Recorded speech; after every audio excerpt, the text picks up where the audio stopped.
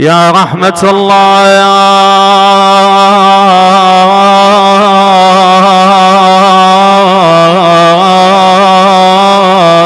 الواسعة، ويا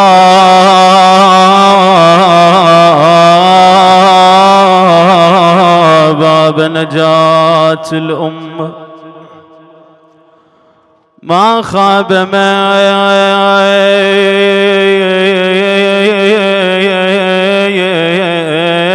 تمسك بكم سادتي،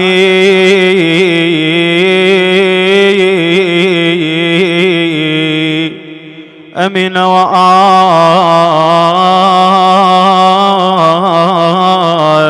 من لجأ إلى حصنكم. يا ليتنا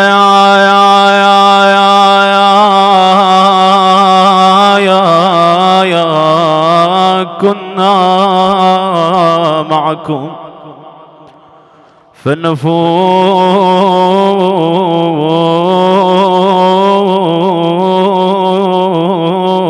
والله فوزا عظيما.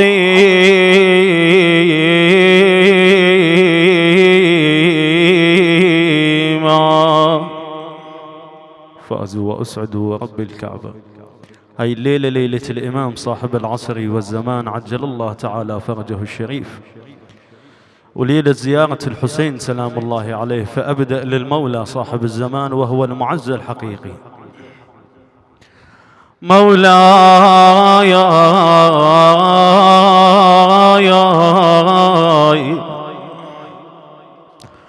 الله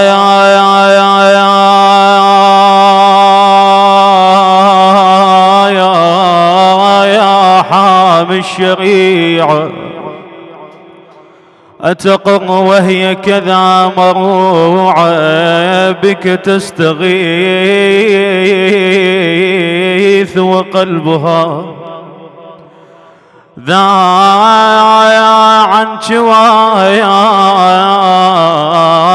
يشكو صدوعه. سيدي مات التصبر في انتظارك أيها محيي الشريعة، فانغض فما أبقى التصبر غير أحشاء جزوعة.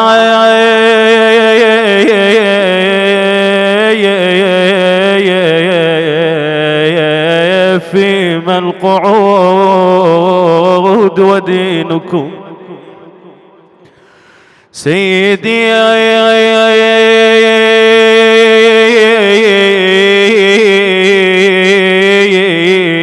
هدمت قواعده الرفيعة، تنعى الفروع أصوله وأصوله تنعى فروع. سيدي ماذا يهيجك أن صبرت لوقعة طف الفظيع،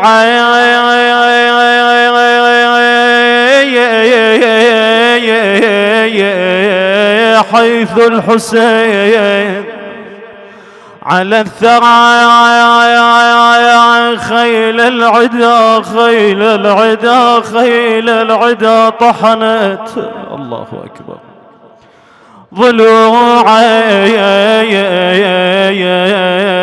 ورضيعه بدم الوريد مخضب. مولاي فاطلب رضيعه فاطلب رضيعه فاطلب رضيعه. يما هنا يا من على وليدي تواسوني، يا نباب الحسينيات تلقوني.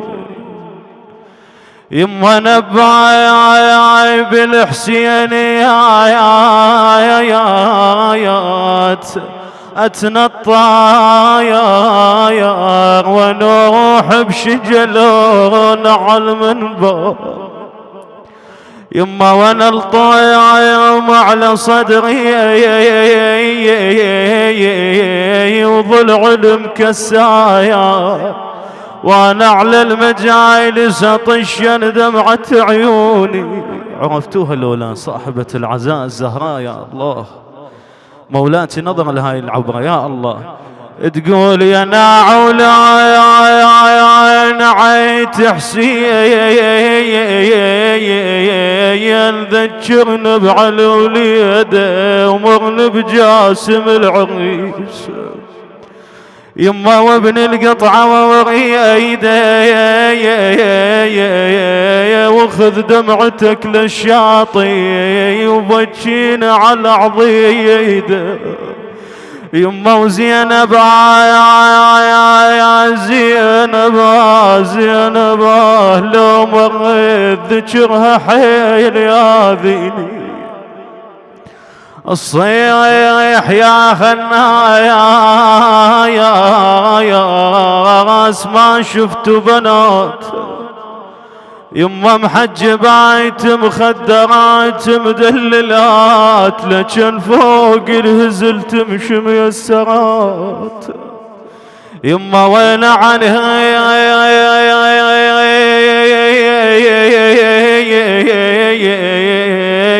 ينبو الفضل راع الثبات. لا حول ولا قوة إلا بالله العلي العظيم. أنوه إلى قضية وأشير إلى قضية قل ما يشار إليها من قبل الخطباء بصورة عامة. تجد الكثير من الخطباء يتكلمون عن أدوار الرجال بكربلاء يوم عاشوراء، لكن قل ما يكون الحديث عن النساء اللاتي كن مع الحسين سلام الله عليهن، وما هي أدوارهن، وهل فيهن شهيدات، وكم كان عددهن. هذا سؤال ينطرح المفروض ويتم الكلام عنه. فباختصار شديد محاضرة الليلة عبارة عن سؤال وجوابه. السؤال هو هكذا: كم كان عدد النساء اللاتي كن مع الحسين، وما هي أدوارهن من خروج الحسين من مكة إلى الشام ورجوعا من الشام إلى مدينة رسول الله، وهل فيهن شهيدات؟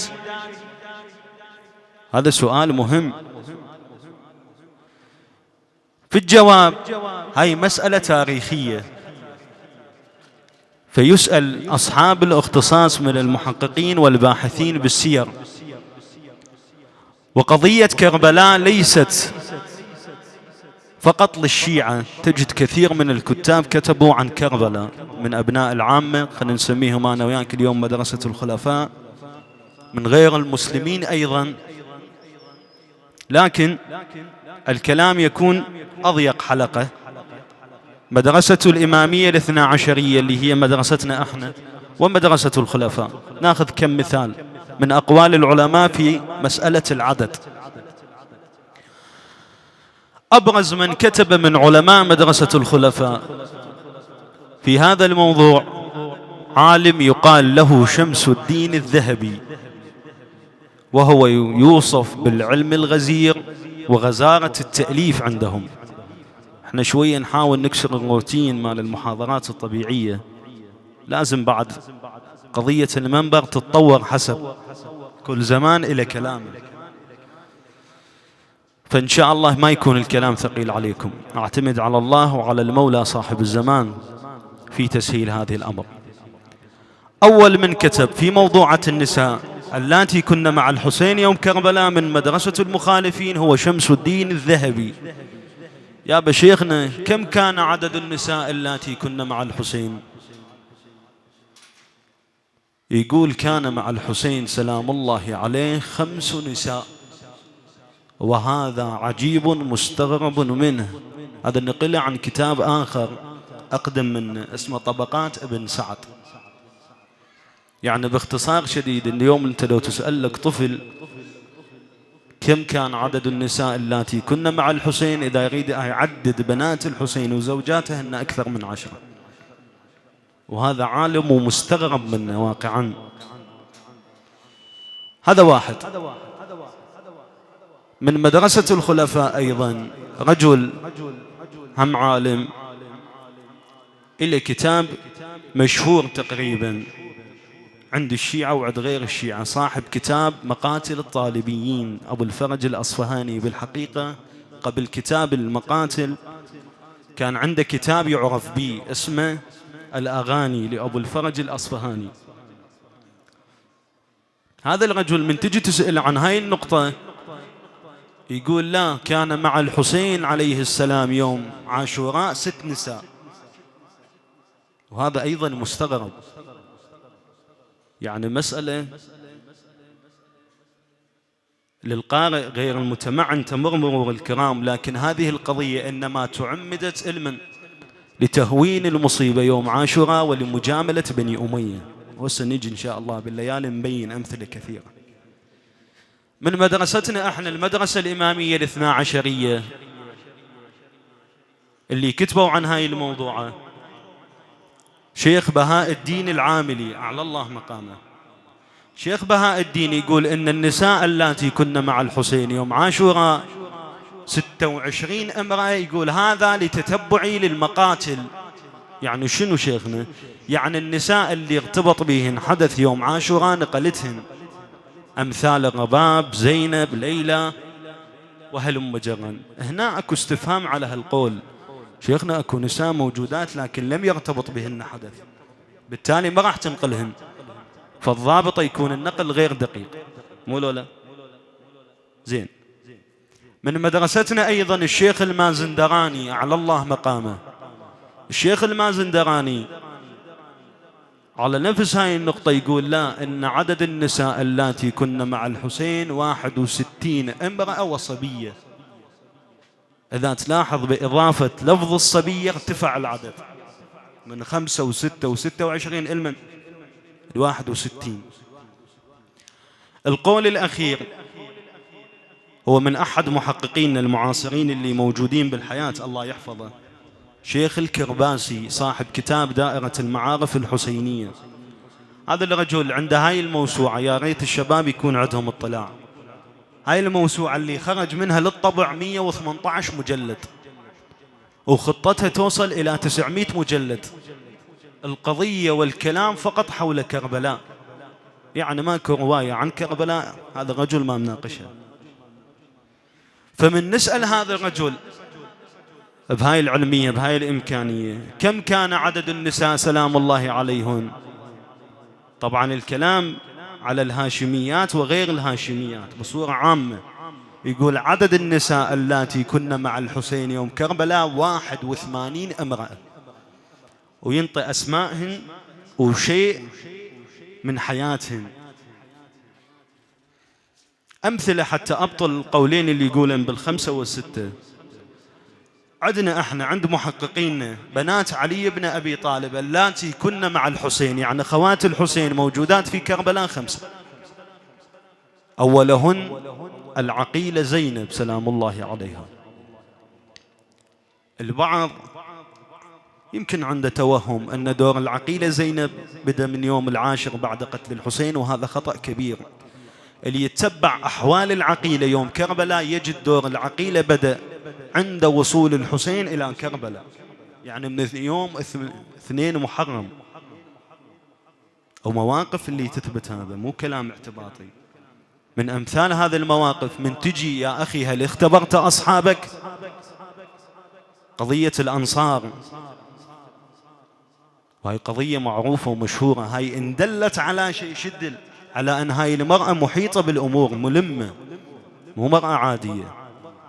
والأدق تفصيل من المواقف. شوف، اليوم من الطبيعي أن الزوجة إذا تعرض ابنها لضرر تأخذ مباشرة علما لزوجها، مو لا؟ صح لو لا؟ زين. يوم كربلاء ما كان هيك. تعال شوف الرباب، عبد الله كاد أن يهلك من العطش، قبل أن يذبح وهو ظامئ سلام الله عليه وعلى أبيه. لكن شوف الترتيب، الرباب لمن أخذته؟ ما أخذته مباشر للحسين، لمن جابته؟ للعقيلة زينب. العقيلة زينب وين ودته؟ للإمام المعصوم. هذا إن دل على شيء دل على أن قائدة المعسكر النسوي للحسين هي من؟ زينب العقيلة بأبيه وأمي. هذا الشاعر من يجي يكتب يقول: وتشاطرت هي والحسين بنهضة كتب عليهما القضاء أن يمدحا ذاك بمشتبك السهام وهذه الله أكبر بشر المكاره بالسبا. ودور العقيلة أوضح من الشمس في رابعة النهار. هذا واحد من الأمثلة. مثال ثاني: أم كلثوم ابنة علي بن أبي طالب سلام الله عليه. هسه أكو خلاف بين المحققين، أنطوا الزبدة مات أن لعلي بن أبي طالب بنتين باسم زينب. وانطيتك المصدر اللي يريد يراجع، شيخ الكرباسي على الله مقامه، دائرة المعارف الحسينية، موسوعة موجودة. من يجي الشيخ الكرباسي لهاي القضية يقول أن هناك بنتين لعلي بن أبي طالب باسم زينب، لكن اشتهر بالكبرى اسمها زينب العقيلة زوجة عبد الله بن جعفر الطيار أم عون، واشتهرت الثانية بلقبها أم كلثوم. ومن القرائن على وجودها في خطبتها وين؟ في مسجد الكوفة. من ترجع لأغلب المقاتل والروايات يقولون قامت ابنة علي يقال لها أم كلثوم، خطبت بعدما خطبت بنت لعلي بن أبي طالب تسمى زينب الكبرى. هذا الاثنين. الثالثة خديجة بنت علي بن أبي طالب، زوجها عبد الرحمن بن عقيل أخ مسلم بن عقيل.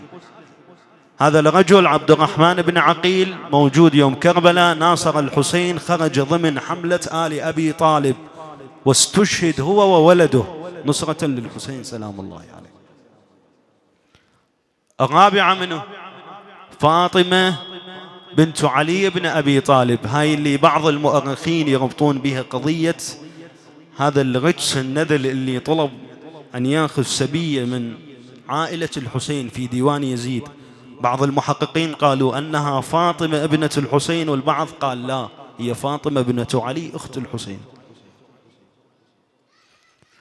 الخامسة رقية الصغرى زوجة مسلم ابن عقيل، أم السيدة حميدة وأم إبراهيم ومحمد وأحمد أولاد مسلم، على أن مسلم ابن عقيل سلام الله عليه كانت له زوجتان كلاهما بنتا علي بن أبي طالب.